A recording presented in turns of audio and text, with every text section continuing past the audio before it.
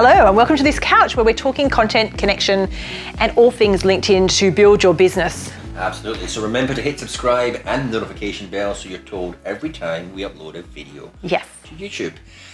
Joe, I have another question for you. Yeah, I have lots. You're probably sick of my questions. He has lots of questions. But there's been a word that's been bandied around LinkedIn recently. Yep. And I'm hoping you can enlighten me and our audience as to what it is. Yeah. And that dirty word is pod. Pod. So a LinkedIn pod. Yeah. So can you explain to me what that is and why I should or shouldn't be in it? Yes. So a pod is essentially an engagement group. So it's a group of people who are engaging with each other's content.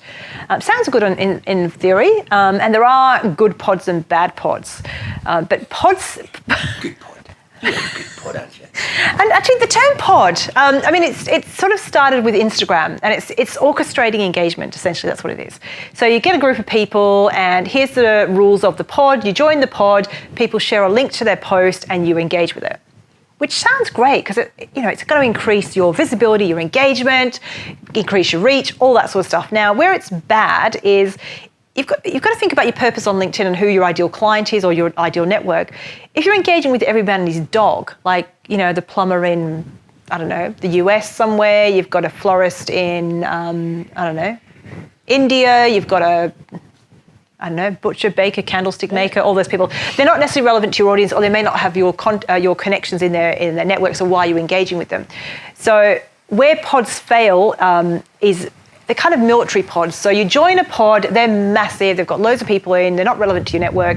You've got very strict rules about when you should engage, when you shouldn't engage, and if you don't, you get booted out, that sort of thing. There's penalties. It's quite, wow. Yeah, it's like, you don't want to do that.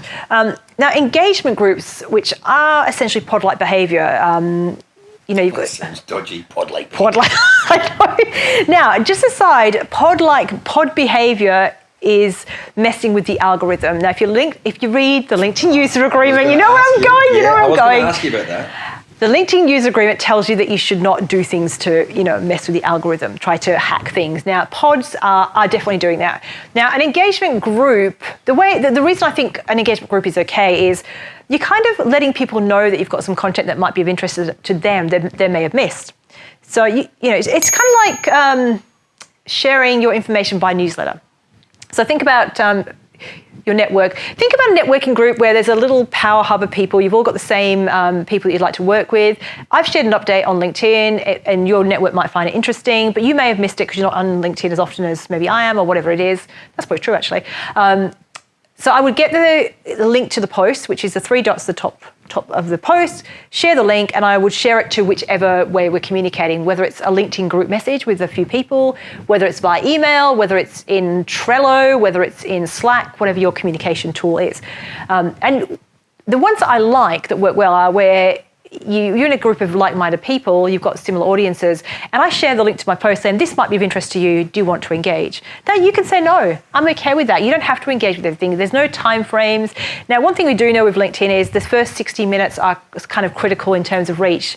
If you don't hit people in 60 minutes, then LinkedIn won't necessarily show it to other people. So you do want to, and that's why when pods have these rules, that's where it comes from. They're orchestrating engagement. But you want to make sure it's authentic engagement, people that would engage anyway. That's the difference. Are there people that you would want to see your stuff? So you're just letting them know outside of LinkedIn or through messaging how they can do it. So that's when I think it's okay. But pods in themselves, the big pods, no, don't do it. It's not worth the risk. Whether LinkedIn monitor that kind of activity in the back end, questionable, because there are a lot of people using pods at the moment and getting away with it.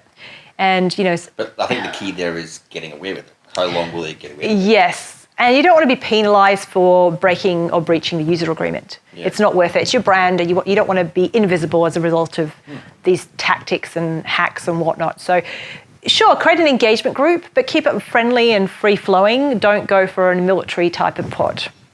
Excellent. I think it's a top tip there. I think it's all about it's authentic engagement, really. Yeah. If you're trying to hack and game the system, then it's only it's short-term game. Social media is a long-term game. You're creating fake fluence, and I know I've used that word a lot because I love that word because it's about influencing the people you're in your network, not just spreading the. Yeah. Yeah. Excellent advice there, Joe. Thank you very much. Appreciate it. So if you'd like more gold, then I said, oh, I keep going, I subscribe. No, I would remind you to subscribe. I subscribe. Yeah. Why not? And to hit the notification bell so you're told every time you upload a video. And So- follow us on LinkedIn. Yeah, why not? Why not? LinkedIn is a good idea. Yeah. Thank you for watching, and we'll see you next week.